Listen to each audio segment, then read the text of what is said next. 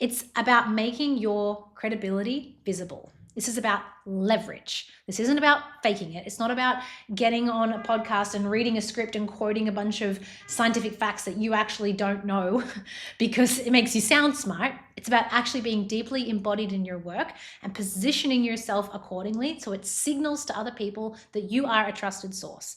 Welcome to the Flow Lane with me, Emma Maiden. This podcast is for the female entrepreneurs who want the both and, big goals and a life that you can actually enjoy. We're talking sustainable scaling, working in flow, and creating a business that supports your energy, not drains it. Let's dive in. Your brand positioning dictates your pricing. If people don't know where to put you on a shelf, they will literally leave you behind. So your positioning is essentially answering why you, why this, and why now. If you can answer those three questions, then your positioning is locked in. If you can't, let's dive in a little deeper. So I would like to take you to the coffee aisle in the supermarket. You will find in a coffee aisle, you've got premium brands, you've got cheap and cheerful, you've got your old faithfuls, and instantly you know, am I the budget shopper? Am I the premium? Am I looking for the artisanal blend or the origin story of these beans? Am I looking for the old faithful? Like, just give me that trusty consistency. I know it's going to be the same every time. Or am I looking for that kind of niche offering? Am I the decaf? Am I the single origin? Do I want it to be ethical, functional? You get the drill, right? You are probably one of those categories. And if your brand doesn't clearly signal to people which one of these you are, you become the bag they pick up, look at, and put back down. So I like to think about this and give the example of what is in your shopping trolley, because I think it's a really nice way to understand brand positioning, because often brands will come to me and they'll kind of want to position themselves as top shelf because it sounds good. Oh, I only want to work with premium people. We only want to have premium customers. That sounds good. And then you actually realize, no, you're offering the person that you're speaking to, who this actually serves, the why you, why this, why now, is actually maybe more of the cheap and cheerful, or maybe you're somewhere in that kind of niche offering that you're speaking to a certain type of person.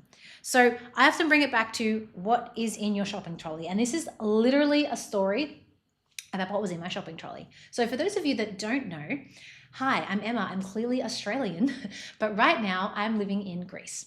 And when we first moved here, I was at a shopping center and I'm walking through the aisle with my kids and my shopping trolley, and I'm putting things in the shopping trolley, right? And this woman is watching what I'm doing, and she comes over to me and she asks me, excuse me, like, I've seen what you're getting here. Do you know about these eggs? Do you know where they come from, if they're organic, what organic means in this country? She started kind of asking me these very in-depth questions about the eggs. Why was she assuming that I would know the origin of the eggs? Because everything in my shopping trolley would signal that. Everything that was in a packet was organic. And then she would have seen me physically looking at ingredient lists, Google translating to check the ingredients. I was signaling to her that I value quality produce. I value knowing where things come from. I value organic. I value, those kinds of things. So she made the assumption she probably knows about the eggs if she cares about all this other stuff. That is you understanding your brand positioning. So your trolley, what is in your trolley, is that identity signal. People are making assumptions about you and ultimately trying to put you in a category based on what you're showing them. So she asked me about the eggs because she assumed I was health conscious, values led, probably know what I'm doing, and that's why she asked me. Now, if you translate this into your business, your content, your website, your office suite, who you collaborate with, where you appear, that is your shopping trolley. That is where you are placing yourself on the shelf. So if your trolley says premium, people will ask premium questions and you'll be beholden to and speaking to a premium client. If it says confusing, people will ask for a discount or they'll just ghost it altogether because it's not clear. The value proposition is just not there. So positioning is ultimately what people say about you when you're not there. So she's the one who, or she helps women who, or she's like no other. If you can't finish those sentences clearly about yourself, then your audience can't either. They're just as confused as you are about where you sit on that shelf. So if people don't know where to place you, then they can't choose you. Positioning is kind of like a shelf label, and pricing is the number underneath it. Back to the coffee example, right? If it's positioned in the aisle, in view, and it's speaking to me because it's single origin, organic from blah, blah, blah, blah, blah, blah, I'm not going to worry that the price tag is 3 times the amount of the cheap and cheerful, because it's speaking to me and my values, and I am the person that's going to buy from that. As opposed to the person that's like, coffee is coffee, like I don't even care, is going to shop based on price. Neither one of those things is wrong. They're just different. And so you need to understand where you sit to be able to know how it is that you're communicating that. So people don't often buy the best. They buy what is the clearest signal of safety and credibility. So sometimes that can be frustrating when the quality is actually not. It's positioned as quality, but it's actually not. And I say this all the time. Marketing will kill you. Like, you could literally walk down any supermarket aisle and be tricked into buying the healthiest, best possible option, and you read the ingredients and you're like, this is actually terrible, right? Marketing is designed to elicit a response from somebody.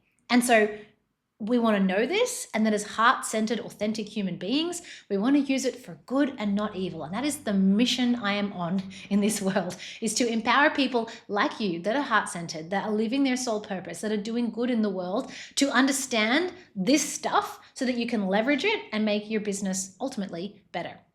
So visibility is kind of a shortcut to this signaling. People and humans use symbols. We've used symbols in humanity forever, but they use it to decode, is she legit, right? Is this legit? So for example, I gave this example in a previous episode. You can go back and check it out, about building a personal brand using these principles.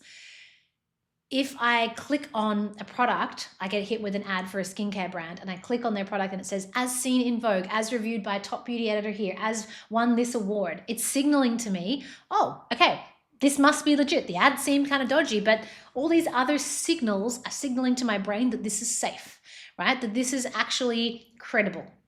And so sometimes the symbol of authority gets you in the room before your actual expertise does. And this is where the kind of game comes in. So to give you an example of what does that look like, seen with the microphone in your hand is borrowed credibility.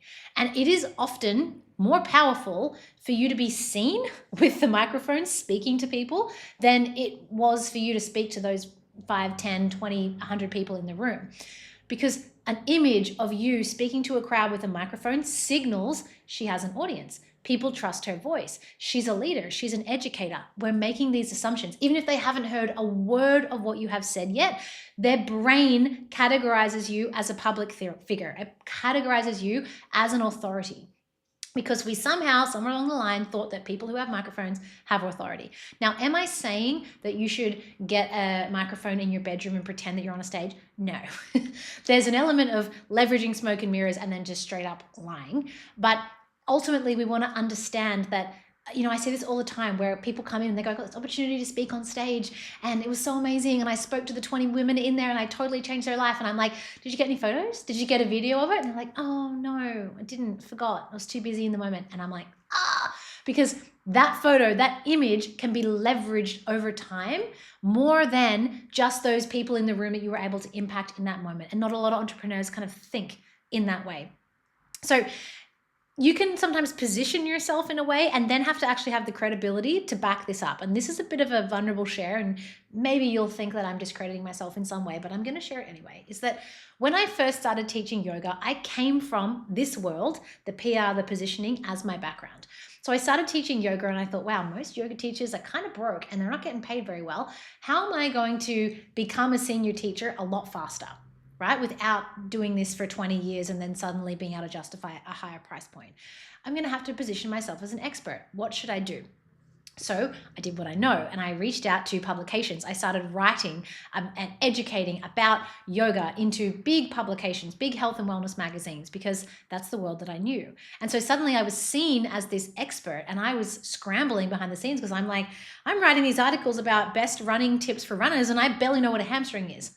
So I had to go back it up. I realized, okay, don't be the person that's fake credible, actually have some substance. And I did the reps. And you can go back and see how many years of reps I did. I can confidently educate you on a hamstring. if I needed to.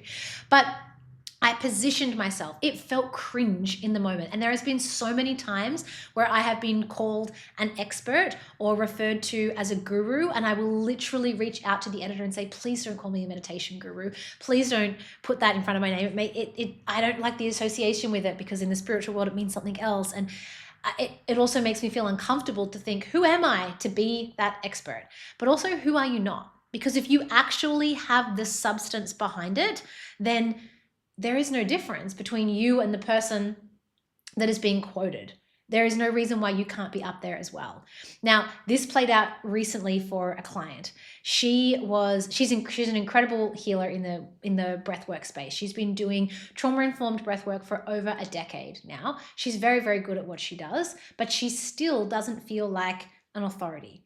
And somebody recognized her, a leading clinical expert, someone who she sees as more knowledgeable, as, speaking an entirely different language to her. She puts him on a pedestal. He recognized, no, you actually deserve to be here. I'm giving you these clients because I know you are so good at what you do and you get them such a powerful transformation. She straight away was like, oh, I didn't feel like the authority, but actually I am. And these people are trusting me with these clients because of that. Nobody ever really feels ready to claim their authority. You have to step into it for the good of your work, for the good of what it is that you're here to do in the world. So I don't want you to confuse performance with positioning. So performative visibility is like you're being seen everywhere, but you're actually saying nothing. There is no substance behind it. And I think the influencer culture is a great example of that. Then there's actual potent visibility. You have a clear point of view. You have a clear, consistent message, and you have real substance to back that up. Meaning anybody could sit here and look you straight in the eye down the camera and read a script. I'm not reading a teleprompter right now. It's not my style, but I could be, right? But if you get in a room with me and you ask me a question off the cuff, or if I'm on someone else's podcast and they ask me a question that isn't pre-scripted, can I back that up? That's the difference. If you can, even if you feel nervous doing it, then you can step into that authority. Because the goal isn't to just be seen. The goal is to actually be seen as you for this thing, for the thing that it is that you're doing, right? So you're not just being seen in whatever random way. You're actually wanting to leverage it so that you're seen as the leading expert in what it is that you do. So you can actually then think of, okay, well, what are some visibility assets that you can use to create this authority around what you do? Obviously, the microphone. Or if you don't have a stage or you haven't been invited onto a stage, make your own podcast, create your own stages, create your own events, actually pitch yourself for actually getting out there. The starting point of that is just being brave enough to do a spoken to camera reel. Like start there. And then build your own stage or get on other people's stage. Borrow their trust and credibility. When you have a guest feature on someone's podcast or you collaborate with them on a post or an event, you're also borrowing their trusted audience. You're not just, getting the photo of you on the stage, you're also being positioned to their audience as we trust this person because we've invited them to speak. Therefore, they've already broken down all those barriers around trust. Then testimonials, but presented like proof. So not just here's a random Google review, but actually telling the story of like, here's how I took this person from here to here. And if you're ever doubting your authority or like, who am I to even say this? I want you to go back and look at the people's lives in which you've impacted. Look at the testimonials, look at the people that you've worked with in the past. What has been their transformation? Let that inform your truth. Then having this consistent brand language and ultimately a signature framework, something that you can go out there and repeat and share and become known for. I have been telling people to live in alignment for over a decade in a variety of different ways, from teaching yoga to now stepping into educating about brand and business. It's ultimately the same message, which is kind of funny to think about. It's the same message, it's just through a slightly different lens, but it has been consistent over and over and over again. It's in my book, it's in everything that I do. And then having this clear offer suite that actually, this is what I do, this is who I do it for, and this is at what level I help those people with. All of those things help to signal your positioning. And so you don't actually necessarily need more confidence, you need more context. If people only see you talking into the void, then you kind of look like a beginner. But if they see you in a container, if they see you in the shopping trolley, right? The shopping trolley then is the podcasts, the event, the guest speaking, the guest expert feature in an article. You look established. So it's not that you're waiting till you get to a certain point to become established, to become an authority. No one's going to just tap on your shoulder and give you that baton. You have to get out there and pitch yourself, put yourself in these rooms where it's then signaling to other people, hey, I have something to say, I can back it up, and I'm going to step into my power to bring that to you. So, or authority stacking when done ethically, because I feel like as I'm opening this can of worms and sharing it with the internet, I really hope this gets into the hands of the heart-centered people that want to do well in the world, because there's a lot of people that know this stuff that aren't necessarily using it for good. But I want you to actually go in and borrow visibility. So get on the stage, pitch the podcast, whatever it is, but back it up with substance. So getting on even small podcasts is a great place to start. People are always looking for people to be, there's literally Facebook groups of people that are searching for podcast guests. Host a live training. So create your own stage. Bring other people in. When you bring in other people, again, you're borrowing their trusted audience. Run a simple series so that you're getting on and you're doing maybe like weekly teaching or these authority signals that is, hey, I am an authority on this topic. I can speak with authority on this topic. Let's dive in. And then creating your signature framework so that you can repeat your message, so that you can get on there and say, this is my framework for this, and repeat it over and over and over again. So I want you to ask yourself, what are you currently being seen as? And just kind of let that land for a moment. Are people looking at you and going, wow, yeah, she's the premium expert, or is she the friendly kind of generalist, or is she the chaotic creator, or is she the hidden genius? Like, how are people in your world seeing you right now? And then what are 3 visibility signals that we just spoke about that you could actually implement right now onto your shelf, that would actually transform your brand from kind of best kept secret or random put to the side coffee pods that actually become front and center and put in front of the exact right people, your dream clients. Positioning isn't what you do, it's what you're willing to be seen as. And I need you to let that fully land in your body, because most of us are not willing to be seen. We would prefer to hide. We would prefer to not be seen in so many ways because it feels confronting, it feels big. We want to be seen, we think we want the visibility, we want the book deals, we want the podcast features, and then when we realize the reality of that, we often shrink back. So I want you to just think about that in your own journey right now, because there's a cautionary note to this of like, this is not about faking it. I don't believe in just like fake it till you make it. It's about making your credibility visible. This is about leverage. This isn't about faking it. It's not about getting on a podcast and reading a script and quoting a bunch of scientific facts that you actually don't know because it makes you sound smart. It's about actually being deeply embodied in your work and positioning yourself accordingly so it signals to other people that you are a trusted source. So you can actually be brilliant in private and then literally underpaid because the market actually can't see you. And this happens all the time. People come into me and they are so underleveraged, so underpaid because they're not positioned in a way that signals to their market that they are a premium brand, that they should be able to charge and justify premium pricing because their brand is kind of giving hot mess. Now, giving hot mess, if that's relevant to your product and where it sits on the shelf, is totally fine. It's not that either one of these is better than the other. It's just that you need ultimate clarity about where you sit on that shelf. So visibility is essentially a bit of a game, and perception just opens the door, but substance is what keeps you there. I want you to remember that. So take a moment to look at your brand, zoom out. Look at, if I was objectively looking at myself on a shelf, whether it's your product that you sell or your service, where would I sit? Who is my audience? Bring it back to why you, why this, why now?